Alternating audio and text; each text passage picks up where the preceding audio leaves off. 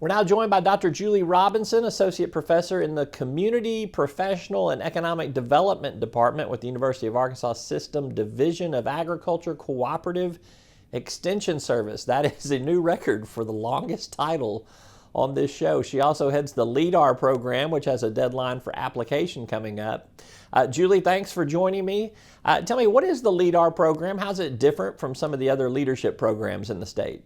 Absolutely. Thank you, Roby, for having me on today. I'm excited to get the chance to visit with you. So LeadAR is a leadership development program that started back in 1984, so it is 36 years old. And it is not only about building a network, although that's a major component, of the program, but it's rooted in community development and asset-based approaches to addressing some of the major issues facing Arkansans. Participants are immersed in different communities across the state, and they get to know major issues and opportunities through the lens of the community members that live there, while exploring the major issues facing Arkansas communities. What do participants do in the program? What's the schedule? Kind of give me a couple of examples about that. The program consists of seminars. It's a 2-year program, so there are 9 seminars that are every other month. And this year we are going to incorporate some virtual components that will go in between those every other month face-to-face sessions, where we will spend a little bit more time on the virtual side of things, focusing on theory and those leadership tools that they can use. And then whenever we get the opportunity to be face-to-face in the seminars is where we'll actually get to start applying those that new knowledge that they're going to walk away with from the virtual sessions. And in the seminars, we cover a broad range of subjects from health, education, agriculture, transportation, infrastructure, criminal justice, and public policy as well. Well, I guess a lot of the virtual stuff you're planning is because of COVID-19. Is that what's driving some of the differences in how you're coordinating things this year?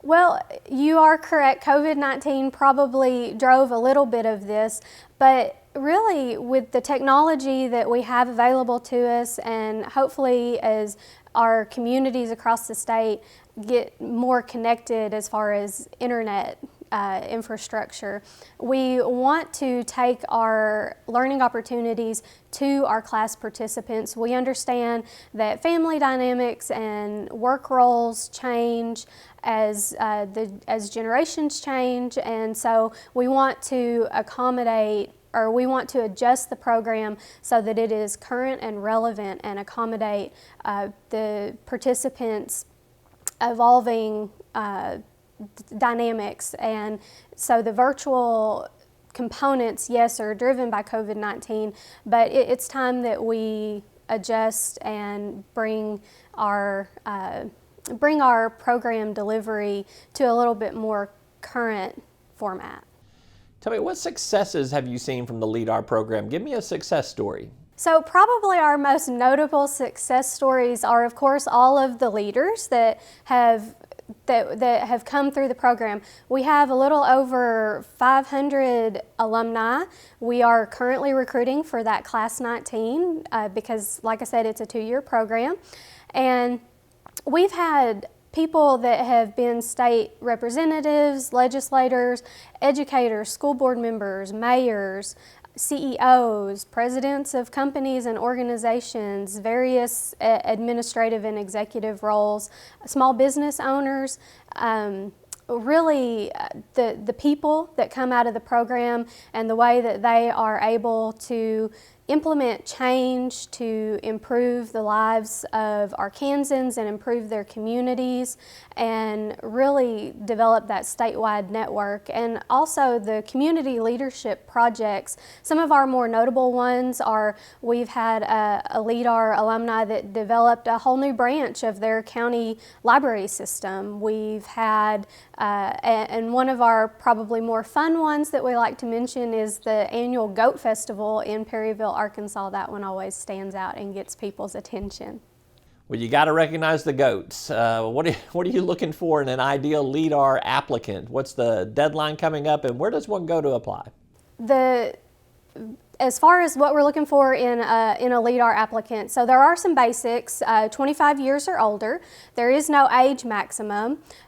We do look for a balance between rural, urban, and suburban participants to kind of mirror the demographics of the state. We want diversity of age, occupation, background, ethnicity, skill set, and life experiences. Each person brings a combination of these elements, and as a result, their unique perspective.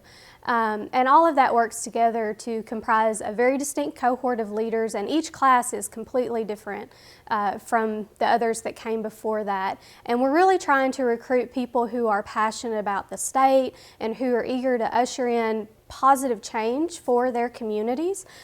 We want candidates who have demonstrated some leadership already in their career and commitment to their community, whatever or wherever that may be. And it could be leadership in a more traditional role, or it could be more of that informal or non-traditional where they're just very knowledgeable about a particular topic. But basically, we want people who are going to champion a growth mindset and recognize that there's always going to be room for improvement and growth. And we want our leaders to advocate and model the philosophy, this philosophy in their own organizations and communities. And with all that being said, the deadline for our LeadAR applicants is coming up on July 20th, so it's just right around the corner. And then after that deadline, we'll start reaching out to applicants to arrange some interviews.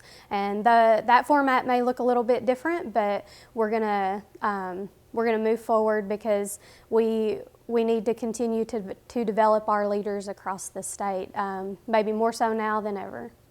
Dr. Julie Robinson with the LeadAR program, thank you so much. Thank you, Roby. And that's all for this week's edition of Talk Business and Politics. I'm Roby Brock. Stay safe, have a busy and a productive week, and we'll see you next time. When homemade is too good to keep at home. Helping Arkansas business do business. Making better happen with First Security.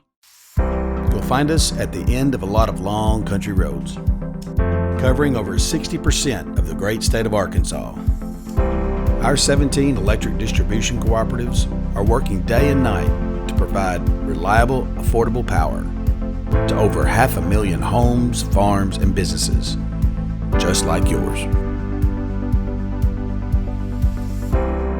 The Electric Cooperatives of Arkansas, your local energy partners.